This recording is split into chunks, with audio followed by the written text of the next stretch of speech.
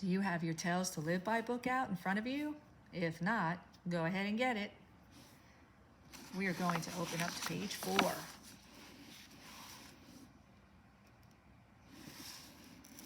Page 4, we're going to see a story called Village of the Moon Rain. And this type of story is called a folk tale, which means the story has been passed down from generation to generation by mouth before it was actually written down many, many, many years later. Okay, what we're going to do first is we're going to study the picture and let's see what's going on there. It looks like a joyful moment. We're not really sure what's going on just yet. We can only guess. And let's look at the title. It says Village of the Moon Rain, from where the mountain meets the moon. The first thing we're going to do is go ahead and write down, we're going to label our paragraphs. This is paragraph 1. We're going to make this one paragraph 2. You see how I'm doing that? Every time it indents, I label it a paragraph. This one didn't quite indent, but it is written in italicized letters. So we're going to make it a paragraph. Okay, and here's our paragraph 3. Paragraph 4.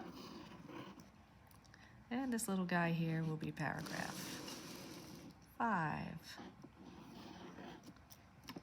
Okay, then on the bottom we see our author, Grace Lin. Grace Lin is an award-winning writer and illustrator, which means she drew the pictures as well. She came to celebrate her Chinese heritage through the folktale and fairy tale books of her childhood. All right, let's see what this story is about.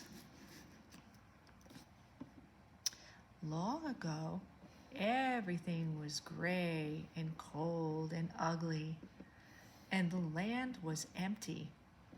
Then, one day, a strange storm broke out. "It's raining pearls," our ancestors said to each other. What are ancestors? They are people in our family that go back generations.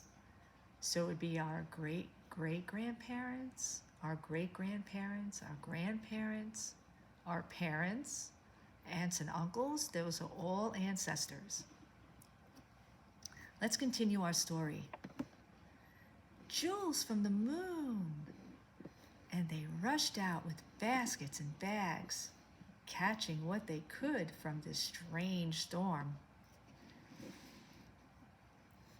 Magically, when the raindrops were caught, they didn't disappear, and soon their baskets and bags were full.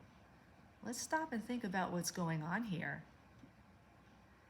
If Miss Kuhn asked you to retell the story in your own words, would you be able to do that?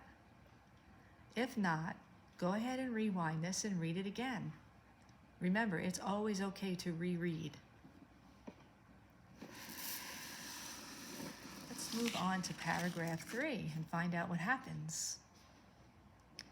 But in the morning, our ancestors saw that the drops were not pearls or jewels. In the sunlight, they saw that they were really seeds. But no one knew what kind of seeds they were. Curious, they planted them in the hard earth.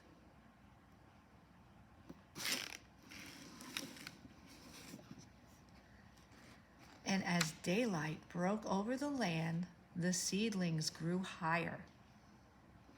Soon they grew into beautiful silver trees with golden flowers. They were so beautiful. Our ancestors planted more and more seeds, and soon the whole village was blooming with hundreds and hundreds of flowering trees. And since then, our home has been called the Village of the Moon Rain. Do you remember why their home was called the Village of the Moon Rain? What were some things that happened that caused it to be called that? That would be important for us to know. Let's look at the picture on the bottom of page 5. What is happening there?